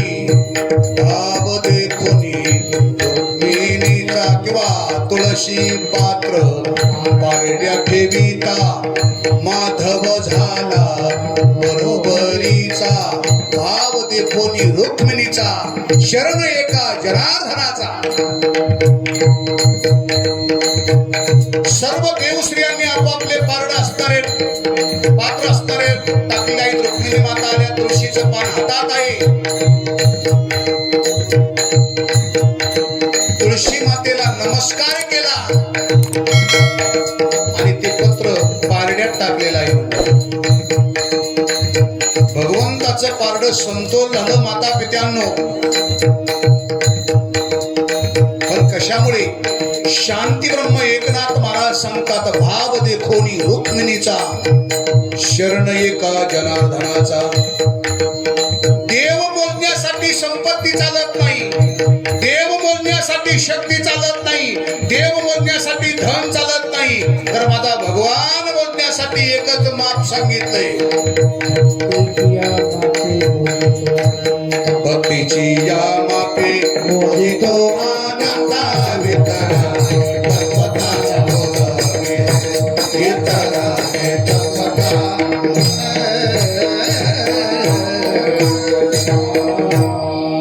भगवंताचं पारड समतोल झालं आणि बाकीच्या देवश्रिया म्हणल्या हिच्या एकट्या तुळशीच्या पानांनी जर आपलं भगवंताचं पारड समतोल होतंय, आपापले दागिने घ्या आणि चला घरी. आता त्यांचे दागिने सोपे असतील होय, बिगर दागिने होते. आमच्याकडे ते माग एक स्कीम निघली होती, ते डोरले राहायचे ना पहिले डोरले. मला कीर्तन जाऊस तर आमचं डोरलं सोनाराच्या दुकानात. म्हणलं काय झालं? ते म्हणले तुम्हाला काय माहितीये लय अवघड झालंय. म्हणलं काय? ज्या ज्या महिलाच्या गळ्यात डोरले त्यांचे भाऊ जगत नाहीत म्हणले, त्याच्यामुळे मी नेऊन मोरडं म्हणले. स्कीमा यांच्याकडूनच शिकायच्या. माग एक स्कीम आलती आमच्याकडं, साडी चोळी घ्यायची, गोडधोड जेवण करायचं आणि आईला भेटायला जायचं. आमची मला म्हणली तिकडून स्कीम आली औरंगाबादकडून. म्हणलं काय? ते म्हणे गोडधोड जेवण करायचं, आईला साडी चोळी घेऊन जायचं. म्हणलं बरोबर आहे. तो ही स्कीम मला कळाली. पण आमची अहिल्यानगरची एक स्कीम आहे. म्हटलं ते म्हणले काय? म्हणलं येताना 1-2 तोळेचं लाकीट घेऊन यायचं. अरे खेशे कापा पण पोलिसाच्या कापी टाका. तुळशीत एवढी ताकद आहे. शांती ब्रह्म एकनाथ महाराज बोलतात, म्हणून नारा महाराज सांगतात भगवंताला आवडते तुळस. आम्हाव्रत एकादशी देव केशव. आणि तीर्थ सर्वात मोठं कोणतं असेल तर तीर्थ तुळशी. विठोबा रखो माये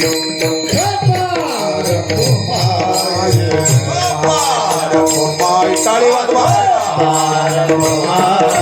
विठोबा रखो माय, विठोबा रखो माय, विठोबा रखो माय, विठोबा रखो माय, विठोबा रखो माय, विठोबा रखो माय, विठोबा रखो माय, विठोबा रखो माय.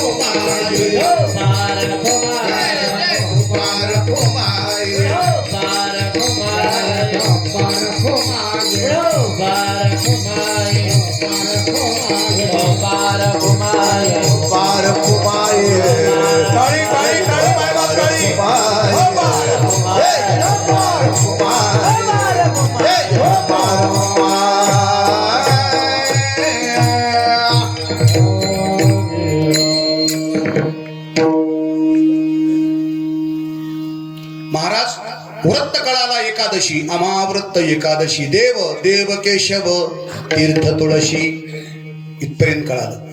पण साधकाच्या जीवनामध्ये या कलियुगामध्ये अजून सर्वात महत्वाचं उद्धाराचं साधन कोणतं आहे याचं उत्तर सांगत असताना दुसरं चरण सांग. आणि कनेनो बासाधन,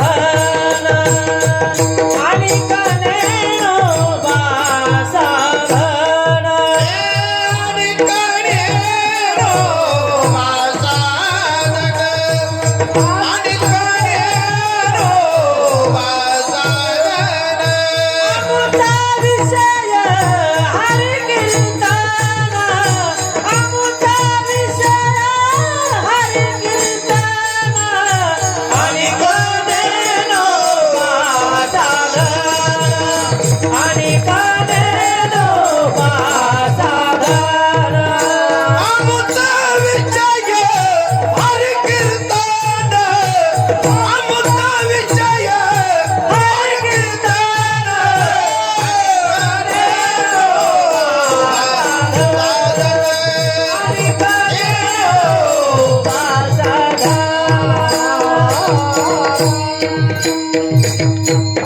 नारा महाराज सांगतात समाजाच्या उद्धारासाठी सर्वात महत्वाचं श्रेष्ठ जे साधन आमच्या परंपरेने वाटचाल करत आलंय त्या साधनेचं नाव आहे कीर्तन. म्हणून कीर्तनाचा अंग, कीर्तनाचा अंग होय अंग हरिरूप, कीर्तनाची नि नटनाची, नाशिले व्यवसाय प्राशिताचे, जे नामची नये पापाचे ते ऐशे केले. महाराजाच्याही पुढे जाऊन बोलतात, संसाराचे अंगी अवघीच व्यसने, आम्ही या कीर्तने शुद्ध झालो. कीर्तन किती महत्वाचं आहे महाराज. कीर्तन साधनेचं महत्व तुम्ही सांगतात, पण खरं सांगा या कीर्तन साधनेच्या बाबतीत तुम्हाला काय अनुभव आहे. नारा महाराज बोलतात, आमच्या परंपरेत आमच्या वडिलांनी कीर्तन केलं, माझ्या वडिलाची मीरा शिगा देवा. मग काय झालं म्हणले, माझ्या वडिलांनी कीर्तन केलंय, पहिला लाभ झालाय, फिरविले देऊळ जगा माझी ख्याती. औंढा नागनाथाचं मंदिर कशामुळे फिरलं असेल तर त्या साधनेचं नाव आहे कीर्तन. अजून महाराज सांगतात, आमच्या पूर्वजांनी केलेल्या कीर्तनाचं फल सांगतो. एकच टाळी झाली चंद्रभागे बाळवंटी, माझा ज्ञान राज गोपाला शिला ह्या वाटी. नामदेव कीर्तन करी पुढे देवनाचे पांडुरंग, सनी म्हणे ज्ञान देवा बोला अभंग, अभंग बोलता रंग कीर्तनी घडला, प्रेमाचे निषंदे विठ्ठल नाचू लागला. एकच टाळी झाली चंद्रभागे बाळवंटी, माझा ज्ञान राज गोपाळा शिला ह्या वाटी. आमच्या वडिलाच्या कीर्तनात देव नाचला, देव नुसता नाचला नाही, देवाला पितांबर गाण्यालाच कळलं नाही. सावध होई देवा आईशे बोले कबीर. बस म्हणून आमचा विषय हरी कीर्तन, अनेक नेनोबा साधन किंवा नेने अनेक बा साधन. दोन पाठीत अनेक साधन आहेत, पण सर्वात सोपा साधन, सोपा मार्ग जर कोणता सांगितला असेल तर त्या मार्गाचं नाव आहे भक्ती मार्ग. पहिला असणारा कर्म मार्ग आहे, दुसरा योग मार्ग आहे, तिसरा ज्ञान मार्ग आहे, आणि सोपा मार्ग सांगितलाय त्याचं नाव भक्ती मार्ग. विठाला विठाला. देव प्राप्तीसाठी कर्म मार्ग आहे, मंत्र चढे थोडा, पाहून घ्या पुढं. देव प्राप्तीसाठी कर्म मार्ग आहे. ज्ञानोबराय बोलतात, कर्म करत असताना, योग करत असताना युगाची वाटा जे निघाले का सुबटा, त्या दुःखाचीच वाटा भागा आला. शरीर शोषण प्राण निरोधन मन देहात योग.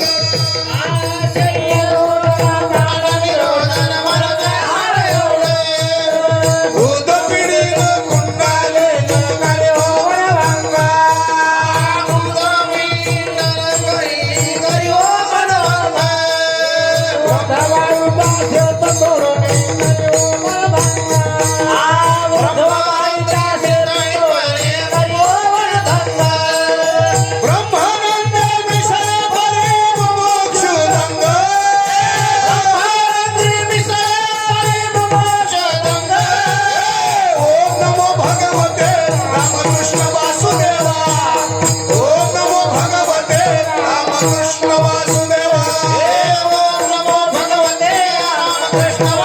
वासुदेवा भगवते रामकृष्ण वासुदेवा दुसरा मार्ग सांगितला योग मार्ग, तिसऱ्या क्रमांकाचा मार्ग सांगितलाय ज्ञान मार्ग, पण सोपा मार्ग सांगितलाय त्याचं नाव भक्ती मार्ग. आणि ती भक्ती आम्ही कशी केली? महाराज सांगतात कीर्तनाच्या माध्यमातून केली. म्हणून आमचा विषय हरी कीर्तन संत संगे निरंतर. साधू संतांच्या संगतीत आम्हाला हे निरंतर मिळालं.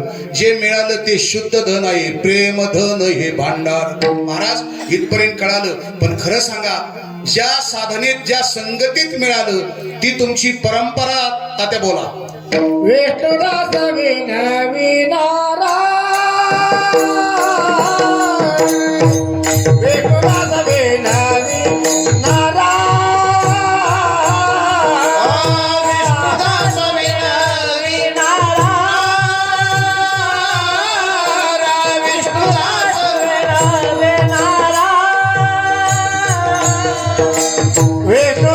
विनविनारा विष्णुदास विनविनारा विष्णुदास विनविनारा विष्णुदास विनविनारा आईची आमुती परंपरा आईची आमुती परंपरा परंपरा साधने आणि गणेशवा साधने आईशी आमुची परंपरा आईची आमुची परंपरा नेनवानिक साधन नेनवानिक साधन आमचा विषय हरे कीर्तना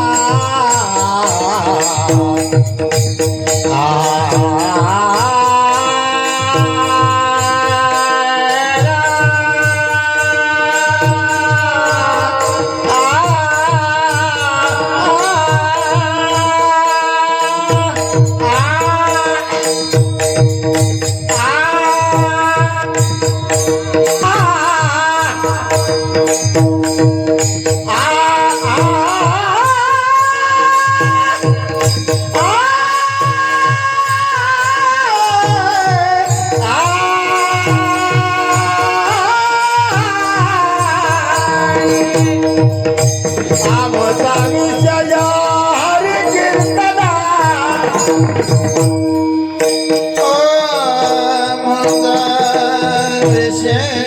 हरे कीर्तन आमचा विषय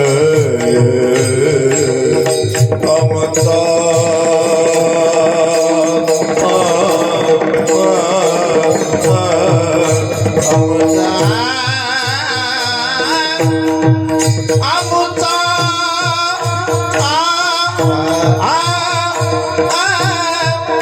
आमुचा विषय हरी कीर्तन आमुचा आमुचा आमुचा